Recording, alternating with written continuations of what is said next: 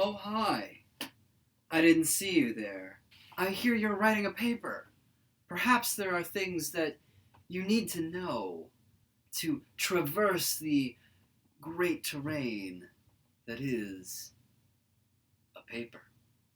That awkward introduction. Yes, an introduction. Every paper must have one. Every paper has to present a way into what you're going to learn or present or explain, but you must be specific. The more general you are, the more you present with at the very beginning of time, or there are many different opinions that people have in the United States, or there are a lot of different ideas surrounding the topic of abortion. Whatever it is that you're going to be talking about in your issue analysis or in your other papers, it is very important that you remember to never go vague. Never go vague. The more specific you are, the better. It is really important that you are specific. Be incredibly specific. Because if you're not specific, you will get lost. Why will you get lost? That's a great question. You'll get lost because you will forget where you're going, because you have to prove every little thing that you say. That's right, every little thing that you say. So if you say something like, there are a lot of books that have been published about many things. Well, duh, I'm surrounded by books published about many things.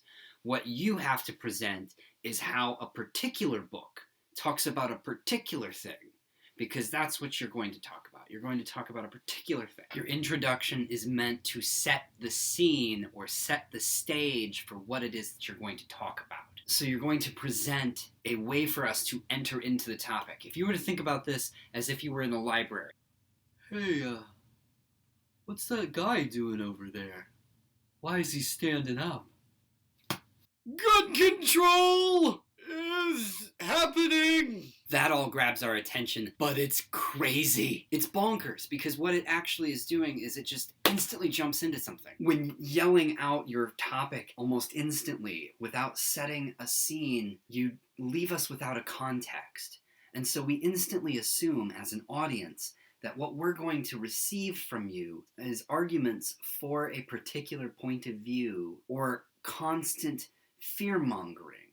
We don't want that in an academic issue analysis. We want the ability for us to enter into both sides of the issue without any particular explicit bias making us lean one way or the other.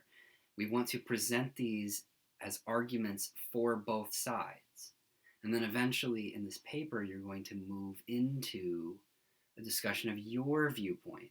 But we can't do that if we instantly hear your viewpoint at the very beginning of the paper when you say something like one sentence, gun control, they're taking our rights, or whatever it is that you want to argue for in your opinion. The thing is that you have to ease us into the conversation. You have to present us with a way to feel the stakes of the issue without making us think you're trying to persuade us or the audience to another side. We want to hear the information and let it wash over us first. Yeah. So to sum this up, your introduction should ease us in. It should give at least a couple of sentences that are very specific, that set the scene of how we are going to encounter this particular subject.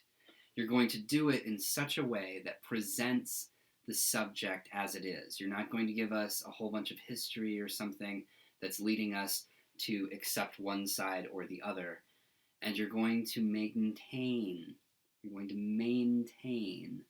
specificity leading into a thesis statement and map points that should be at the very end of the first paragraph or the very beginning of the second. So we have an introduction.